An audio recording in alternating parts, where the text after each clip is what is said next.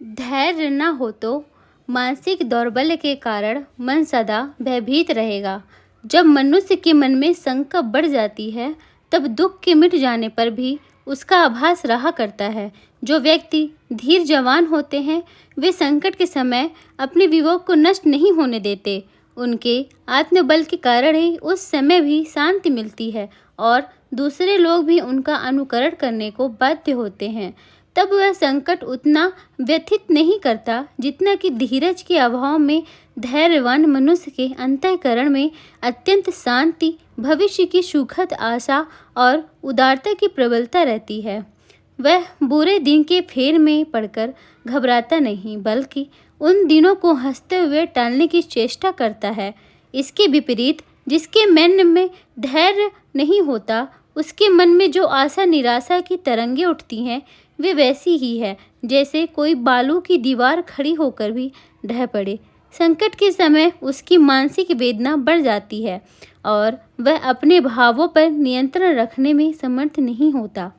ऐसे लोगों की दशा बहुत खराब होती है और उनमें भी कुछ अत्यंत दुर्बल प्रवृत्ति के मनुष्यों का मानसिक संतुलन तो यहाँ तक बिगड़ जाता है कि वे आत्महत्या तक कर बैठते हैं।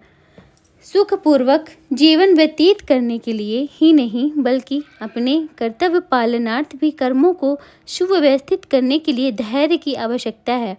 मान लीजिए कि आप किसी मुकदमे में फंसे हैं, परंतु उसके निर्णय में विलंब है। इस बीच कोई अधिकारी व्यक्ति उस मुकदमे की जांच के समय आपको किसी बात पर डांटता है, तो उससे आपका विचलित हो उठना ही आपकी हार का कारण बन सकता है। यदि आप उसमें धैर्य से काम ले तो विजय प्राप्त कर सकते हैं। धैर्य के लिए दोष रहित मनोवृत्ति और अपने कर्म के उचित होने का विश्वास होना चाहिए। यदि आप अपना कार्य न्याययुक्त नहीं है, तो आप कितने भी साहस से काम लें, मन में शंका भरी रहेगी और धैर्य आपका साथ नहीं देगा। इसके विपरीत यदि आप यह समझते हैं कि आप जो कार्य कर रहे हैं वह न्याययुक्त होते हुए भी बिगड़ रहा है, तो भी आपका मन निर्भीक रहेगा और अपने धैर्य बल से ही सफलता प्राप्त कर सकेंगे।